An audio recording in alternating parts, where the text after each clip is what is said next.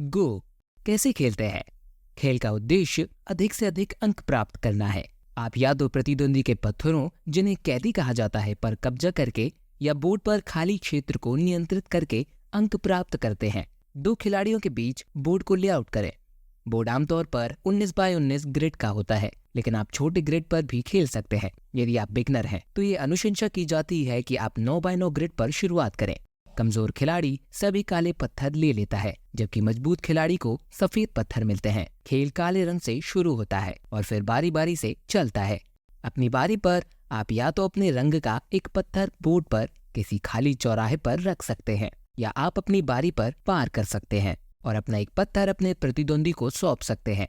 जब लगातार 2 पास होते हैं तो खेल समाप्त हो जाता है और अंक प्राप्त हो जाते हैं। खेल के अंत में खिलाड़ियों को पकड़े गए प्रत्येक कैदी के लिए 1 अंक और उनके नियंत्रण वाले क्षेत्र के अंदर प्रत्येक खिलाड़ी चौराहे के लिए 1 अंक मिलता है।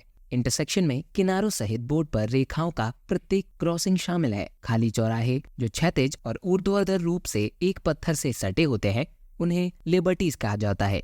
एक ही रंग के पत्थर जो आसन्न लिबर्टीज पर कब्जा करते हैं एक स्ट्रिंग बनाते हैं। केवल वे पत्थर जो क्षैतिज या लंबवत रूप से सटे हुए हैं, मजबूती से जुड़े हुए हैं, विकर्णों को कनेक्शन के रूप में नहीं गिना जाता। स्ट्रिंग में सभी लिबर्टीज हैं। कई तार एक साथ बंद होते हैं जो एक ही खिलाड़ी के होते हैं, जिन्हें अक्सर ग्रुप के रूप में वर्णित किया जाता है। एक अलग पत्थर या पत्थरों को ठोस रूप से जुड़ी हुई माला तक पकड़ी जाती है। जब उसकी सभी स्वतंत्रताएं दुश्मन के पत्थरों द्वारा कब्जा कर ली जाती है तो कोई खिलाड़ी आत्म कब्जा नहीं कर सकता, यानी एक पत्थर को ऐसी स्थिति में खेल सकता है जहां उसे कोई स्वतंत्रता नहीं होगी, या यह एक स्ट्रिंग का हिस्सा बन जाएगा जिसके परिणाम स्वरूप कोई स्वतंत्रता नहीं होगी। एकमात्र अपवाद यह है कि परिणाम स्वरूप इसके आसपास के एक या अधिक पत्थरों को पकड़ लिया जाता है। किसी समूह या स्ट्रिंग के भीतर 2 रिक्त स्थानों को आइज के रूप में जाना जाता है। कोई भी डोरी या पत्थरों का समूह जिसमें 2 या 2 से अधिक आइज होती हैं, स्थायी रूप से पकड़ से सुरक्षित होती है और उन्हें जीवित डोरी या जीवित समूह कहा जाता है। पत्थरों की वह माला जो 2 आइज बनाने में असमर्थ हो और जीवित शत्रु डोरी से घिरी हो, डेड स्ट्रिंग कहते हैं।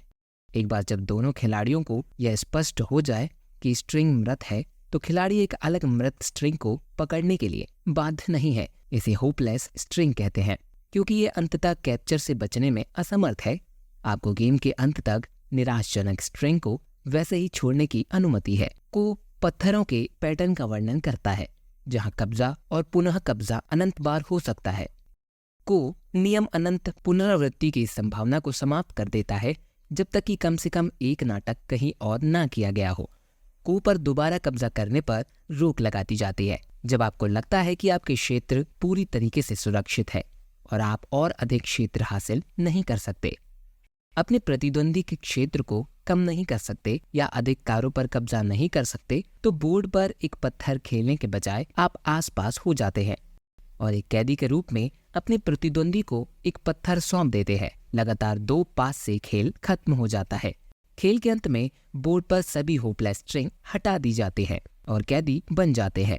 यदि आप इस बात पर सहमत नहीं हो सकते कि कोई स्ट्रिंग मृत हो या नहीं, तो खेलना जारी रखें ताकि आप विवादित स्ट्रिंग को पकड़ने का काम पूरा कर सके या पुष्टि कर सकें कि वे जीवित है।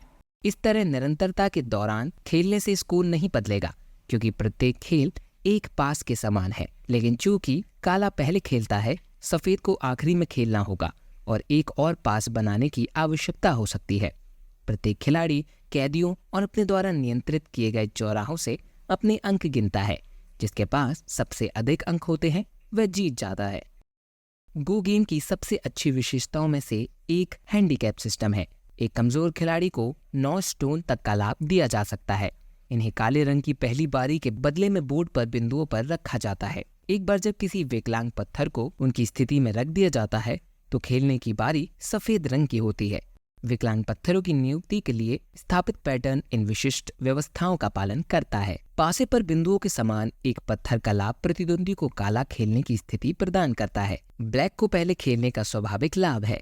समान ताकत वाले खिलाड़ियों के बीच खेल में व्हाइट के स्कोर में अंक जोड़कर दूसरे स्थान पर खेलने के नुकसान की भरपाई करना सामान्य बात है। इन बिंदुओं को कौमी कहा जाता है। पहले खेलने का मूल्य लगभग 7 अंक है, तो यह कौमी का सामान्य आकार है। टूर्नामेंट में ड्रॉ से बचने के लिए कौमी को अक्सर 7.5 अंक पर सेट किया जाता है।